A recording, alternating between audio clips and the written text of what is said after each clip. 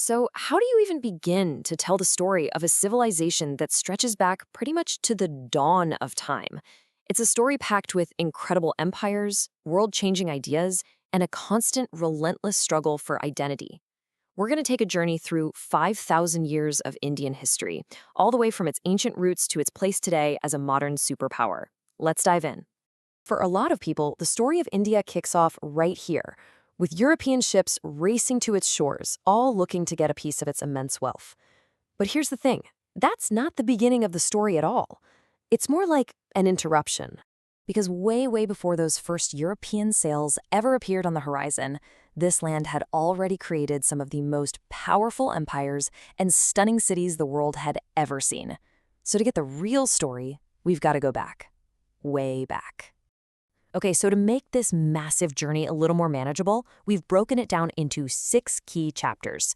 We'll start with the ancient foundations, then move through the first great empires, the Age of Sultans, the incredible Mughal Golden Age, before getting into the British Raj, and finally, independence and everything that came after. All right, first up, ancient foundations. We're heading back to the very dawn of civilization on the subcontinent to really understand the ideas and societies that got this whole thing started. Just look at this. I mean, the sheer sophistication here is mind-blowing. The Indus Valley Civilization was one of the world's first great urban societies. At its peak, we're talking 5 million people living in these meticulously planned cities. And their sewage systems? So advanced that London and Paris wouldn't have anything that good for another 3,000 years. Wild. So as these societies got more complex, a really foundational idea started to take shape from the ancient Vedic texts. It's called Varna, and it would eventually evolve into the caste system. It kind of pictured society like a human body, right? With the priestly Brahmins as the head, Kshatriya warriors as the arms, Vaishya merchants as the thighs, and Shudra laborers as the feet. Everyone had a clearly defined role. From those ancient roots, our next big era emerges, the first great empires. This is when, for the first time, powerful rulers started to unite this huge, diverse subcontinent under a single flag. And this is such a great story, a tale of total transformation, all within one family. The Mauryan Empire was founded by Chandragupta, a ruthless, brilliant conqueror. But it hit its absolute peak under his grandson Ashoka.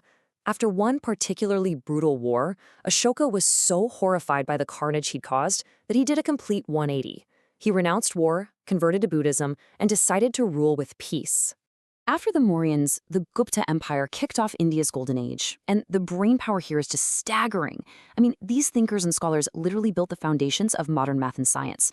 They gave the world the concept of zero. I mean, think about it. No computers, no modern finance without that.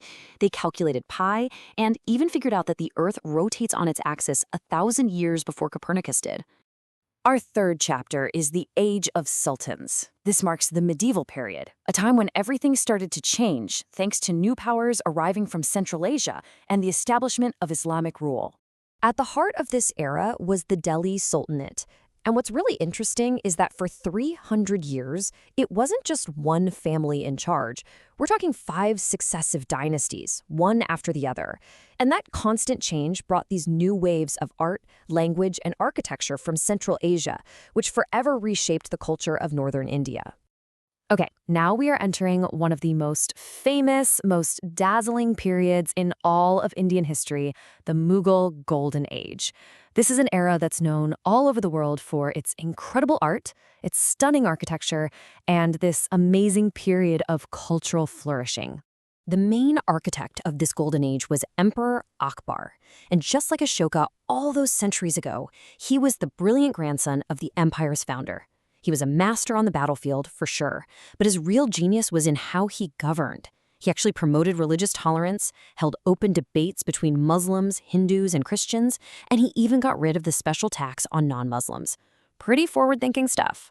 And of course, you just can't talk about the Mughals without talking about the Taj Mahal. But it's so much more than just a beautiful building. It's basically the world's greatest monument to love and loss. When Emperor Shah Jahan's wife, Mumtaz Mahal, died giving birth, his grief was so overwhelming that he poured all of it into creating this absolutely perfect structure, a testament to one man's love that still blows people away today. And this brings us to a huge seismic shift in India's story, the British Raj. We're going to look at how a private trading company from a tiny island thousands of miles away somehow ended up ruling the entire subcontinent. The British takeover wasn't an overnight thing. It was this slow 200-year creep. And get this, it wasn't even driven by a king or a government at first, but by a corporation, the East India Company. It all started with a few trading posts. Then it escalated to fighting off rival European companies. But the real game changer was the Battle of Plassey. After that victory, the company got the right to collect taxes, which basically turned a for-profit business into the ruler of a massive territory. But that company rule came to a very sudden, very dramatic end with the rebellion of 1857. The spark? A rumor that new rifle cartridges were greased with pig and cow fat, which was deeply offensive to both Hindu and Muslim soldiers. The rebellion that followed was huge and incredibly bloody, and in its aftermath, everything changed. The British government dissolved the East India Company and took direct control. And that was the official beginning of the British Raj. As the push for freedom started to build, it found its leader in Mahatma Gandhi. But his weapon wasn't a sword or a gun, it was nonviolent civil disobedience. During the famous Salt March, he defied the British salt tax by simply walking to the sea and picking up a handful of natural salt. And as he did it, he said, "With this, I am shaking the foundations of the British Empire." It was such a simple act, but it was designed to cripple a global power. And that brings us to our final chapter, Independence and After. Here we're going to see the climax of that long struggle for freedom and the birth of a brand new, complex, and modern nation. But independence, wow, it came at a staggering, terrible price. As the British were leaving, they made the fateful decision to partition the subcontinent along religious lines. They created a Hindu-majority India and a Muslim-majority Pakistan. The result? The single largest mass migration in human history, as 15 million people desperately tried to get to the right side of a brand new border. The upheaval was just catastrophic.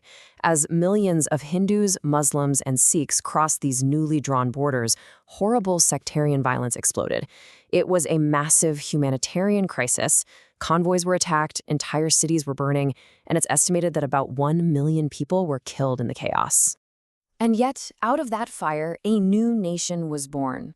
At the stroke of midnight, India became independent.